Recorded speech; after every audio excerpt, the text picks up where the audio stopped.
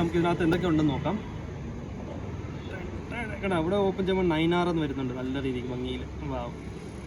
നമസ്കാരം, welcome back to my channel nothing but travel. കുറേ ദിവസം ഞാൻ വീഡിയോ ഇട്ടിട്ട്, കാരണം കുറേ കാര്യങ്ങൾ ഡിസൈൻ. ഇപ്പോൾ ഞാൻ മൈസൂരിലാണ്.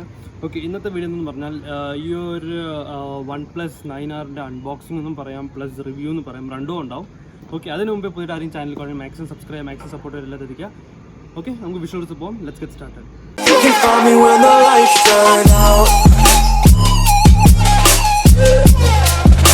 ഇത് OnePlus 9Rൻ്റെ ബോക്സാണ്, നല്ല ബൾജുണ്ട് കാണാൻ.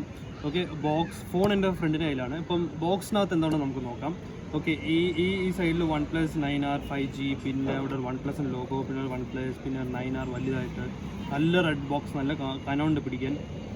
പിന്നെ ഇതിൻ്റെ ബാക്കിൽ ആക്സസറീസ് ഒക്കെ കുറേ സംഭവങ്ങളുണ്ട്, ബാക്ക് ആക്സസറീസ്. ഇപ്പം 9R അറിയാലോ എന്തൊക്കെ ഫീച്ചേഴ്സാണ്. ഓക്കെ, ഇത് വന്ന് RAM 112GB, ROM വന്ന് 256GB ആണ് ഇതിൻ്റെ ROM. ഓക്കെ, നമുക്ക് ഇതിനകത്ത് എന്തൊക്കെ ഉണ്ടെന്ന് നോക്കാം. ഇവിടെ ഓപ്പൺ ചെയ്യുമ്പോൾ 9R എന്ന് വരുന്നുണ്ട്, നല്ല രീതിക്ക് ഭംഗിയിൽ. നല്ല ഭംഗിയുണ്ട്. ഓക്കെ, ബോക്സ് ഒന്നുമില്ല. ഇത് ഫോണിനകത്ത് നോർമൽ കിട്ടുന്ന ഒരു ഫസ്റ്റ് ഫോൺ കിട്ടുമ്പോൾ മേടിക്കുന്ന സ്റ്റിക്കറാണിത്. പിന്നെ ഇവിടെ നെവർ സെറ്റിൽ എന്ന് പറഞ്ഞിട്ട് ഒരു ചെറിയൊരു ലോഗോ ഫോണിന് വെച്ചിട്ട്. ഓക്കെ, ഇത് നമുക്കിനി എടുക്കാൻ ഇച്ചിരി പാടാണ്, നല്ല ഹാർഡ് കേസ് മെറ്റീരിയലാണ് മൊത്തം.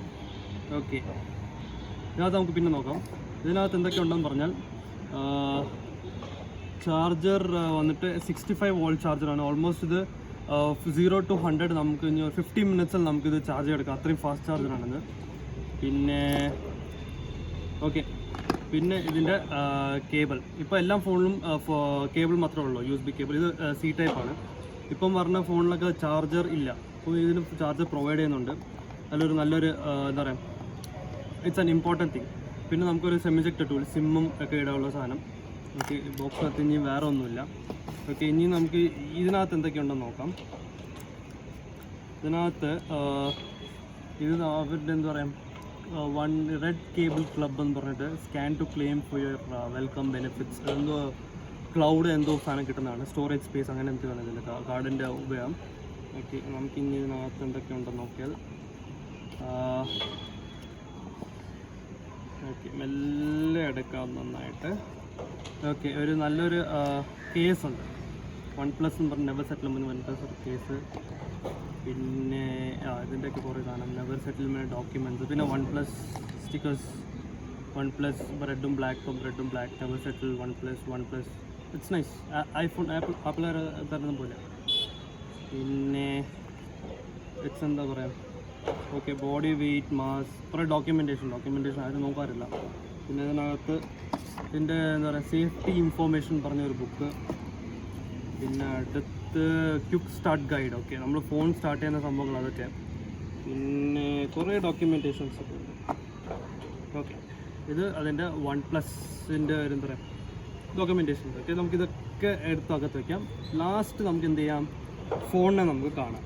ഓക്കെ, ചെറുതായിട്ട് ലൊക്കേഷൻ മാറി, കാരണം എന്ന് പറഞ്ഞാൽ ഇരുട്ടായി തുടങ്ങി. ഓക്കെ, ഇതാണ് സാധനം, ഫോൺ എൻ്റെ കയ്യിൽ. കാരണം ഇത് ഏത് കളർ പിന്നെ ലേക്ക് ബ്ലൂ ആണ് ഈ ഫോണിൻ്റെ കളറ്.